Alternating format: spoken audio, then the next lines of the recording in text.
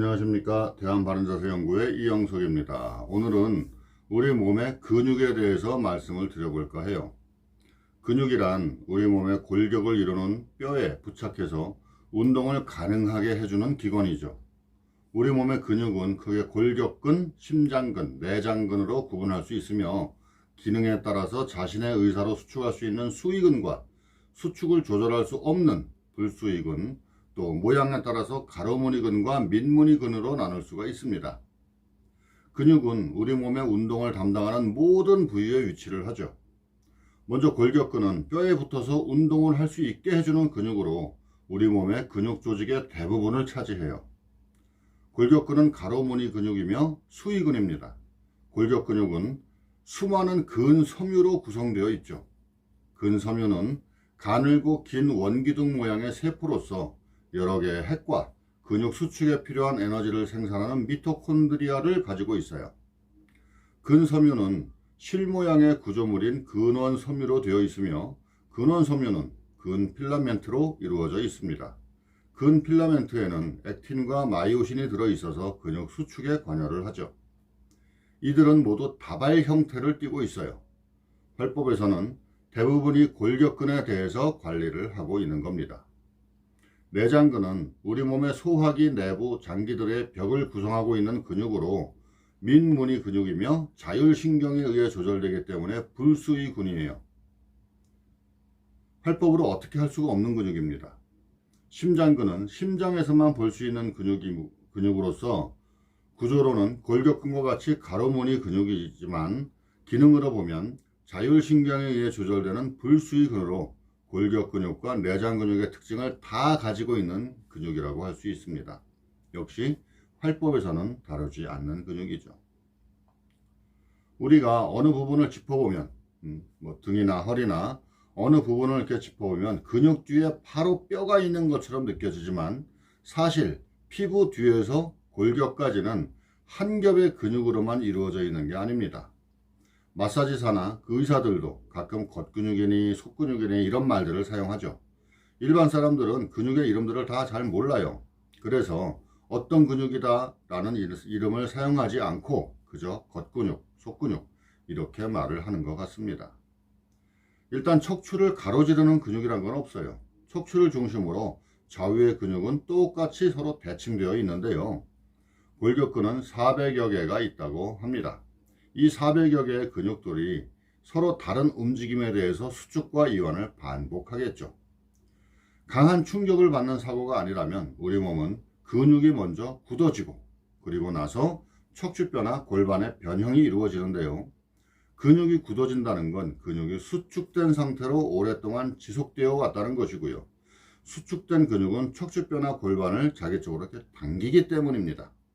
따라서 척추뼈나 골반이 변형을 이루었다면 어느 근육의 문제로 변형이 되었는지를 먼저 알아야 하고 그 근육을 원상태로 복귀시키기 위해서 근육을 풀어주거나 근육 이완을 해야 하는 겁니다. 근육은 겉근육과 속근육이 있다고 했어요. 예를 들어 척추 중에서 등뼈라고 불리는 흉추가 오른쪽으로 이렇게 변형이 되었다고 가정을 해볼게요. 등 쪽에는 어떤 근육들이 있을까요? 먼저 피부 뒤쪽으로 승모근이라는 게 있습니다. 그리고 그 뒤로 능형근도 있고 척추 기립근도 있고 상후 거근도 있고 여러 가지 근육이 있어요. 그럼 이 여러 가지 근육들 중에서 척추뼈를 변형시키는 주범의 근육은 뭘까요? 흉추 중에서 어느 뼈의 변형이냐에 따라 달라질 수도 있는데요. 승모근은 그다지 큰 영향을 주지는 않을 겁니다. 능형근이나 상후 거근 혹은 척추 기립근이 변형을 시키는데 주범이 될 거예요. 여기서 승모근을 겉근육이라고 하고 나머지는 속근육이라고 할 겁니다. 혹은 능형근까지를 겉근육이라고 할 수도 있겠죠. 그건 구분하기 나름일 것 같아요. 그럼 이런 근육들을 푸는 데는 어떻게 풀어야 할까요? 근육을 제대로 풀려면 먼저 근육의 생김새를 알아야 하겠죠. 능형근과 상후 거근은 깊이는 다르지만 모양새는 비슷해요. 강도를 다르게 해서 좀 약하게 하던가 좀 더 눌러서 강하게 하던가 하는 방법으로 풀면 되겠죠. 그러나 척추 기립근은 생김새가 다릅니다. 능형근이나 상후 거근과는 다른 방법으로 풀어야 한다는 말입니다. 자, 허리 쪽도 한번 볼까요? 허리 근육은 피부 바로 뒤로 광배근이라는 근육이 자리 잡고 있어요. 그 뒤로 요방형근도 있고 하후거근도 있고 역시 척추 기립근도 있습니다. 허리뼈인 요추가 오른쪽으로 변형되었다고 하면 척추 기립근이나 하후거근을 풀어야 하겠죠. 물론 요방형근도 풀어야 하겠지만 요방형근은 골반의 상향 변형으로 인해서 다리가 짧게 보이는 경우에 더 많이 풀어야 할 겁니다. 이처럼 척추나 골반 중 어디가 잘못되었느냐에 따라서 어느 근육이 관계가 있는지를 알아야 하고 근육의 생김새를 알아서 그에 맞게 풀어줘야 한다는 거죠. 그리고 풀어준 근육이 다시 원위치로 돌아가지 않도록 근육 이완 운동으로 관리를 해야 하는 겁니다. 척추의 변형이 없는 올바른 척추를 가지고 있다면 좌우의 근육을 똑같이 풀어도 될 거예요. 그러나 척추의 변형이 있는 사람이라면 좌우 근육을 똑같이 풀어서는 안 되는 거죠. 강한 쪽과 약한 쪽의 근육을 똑같이 풀어준다면 풀고 나서도 강한 쪽의 근육은 여전히 강하게 남아있을 거예요. 좌우의 근육 중에서 어느 한쪽이 더 강하다면 그리고 강함과 약함에 관계없이 똑같이 풀어준다면 척추의 변형은 정상으로 돌아올 수가 없습니다. 강한 쪽의 근육이 척추를 당기는 힘이 더 클 테니까 말이죠. 그럼 강한 쪽의 근육만 풀거나 강한 쪽을 더 많이 풀어준다면 척추는 제자리로 돌아올까요? 이론적으로는 가능해요. 하지만 오랜 시간이 지나야 할 겁니다. 그래서 그런 시간을 단축시키려면 강한 쪽의 근육은 더 많이 풀어주고 약한 쪽의 근육은 운동으로 근육을 키워줘야 하는 겁니다. 그래야 좌우의 근육이 균형을 찾아가는 데 시간이 단축이 되겠죠. 근육에 대한 운동은 어떻게 하는지 알아보겠습니다. 약한 근육을 강하게 만들려면 먼저 어떤 근육을 강하게 해야 하는지를 알아야겠죠. 그리고 이 근육이 어떤 역할을 하는지를 알아야 할 겁니다. 예를 들어서 능형근을 강화시키려면 어떤 운동이 좋을까요? 엎드려서 팔굽혀펴기를 해도 능형근이 강화될 겁니다. 좀 더 정확히 하려면 팔의 위치를 어깨 높이보다 좀 더 올려서 팔굽혀펴기를 하는 게 효과가 있겠죠. 왜냐하면 능형근이 하는 일을 견갑골을 지탱하고 견갑골을 상방 내측으로 견인하고 윗팔의 사방 회전을 도와주는 것이기 때문입니다. 만약에 척추 중 흉추가 오른쪽으로 변형이 되었다면 오른쪽 근육이 왼쪽에 비해서 더 강하다는 의미가 되겠죠. 그럼 오른쪽은 근육은 풀어주고 왼쪽의 근육도는 운동을 해서 근육을 키워줘야 되는 겁니다. 한쪽 근육만 강화시키는 운동을 해야 된다는 거예요. 팔굽혀펴기로 왼쪽의 능형근을 발달시키려면 두 손을 땅을 짚고 운동을 하는 게 아니라 왼손만 땅을 짚고 운동을 해야 하겠죠. 이때 왼손의 위치는 어깨의 위치보다 조금 높은 위치로 하는 게 좋을 겁니다. 이 운동을 하는데도 쉽지 않을 거예요. 아마 못하는 사람들도 많이 있을 겁니다. 그래서 못하는 사람들은 땅을 짚고 하지 말고 벽을 짚고 하면 되는 겁니다. 두 다리의 위치를 벽에서 조금씩 멀어지게 하면서 능형근에 힘이 갈 수 있도록 할 수 있는 위치에서 운동을 하면 되는 거예요. 이 운동을 하면 왼쪽 능형근을 발달시키는데 효과가 있을 거예요. 그러나 여기서 또 다른 문제가 발생을 하게 돼요. 이렇게 하는 운동이 과연 능형근만 발달시킬까요?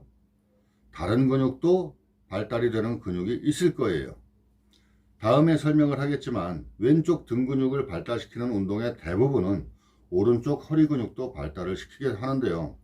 이 운동을 하는 사람들의 척추가 흉추는 오른쪽으로 변형이 되고 요추는 왼쪽으로 변형이 되면서 왼쪽 허리 근육이 오른쪽 허리 근육보다 더 강한 사람이라면 아주 좋은 운동이 될 거예요. 등 쪽에 약한 근육인 왼쪽과 허리 쪽에 약한 근육인 오른쪽의 근육을 모두 발달시키는 운동이 되니까 말이죠.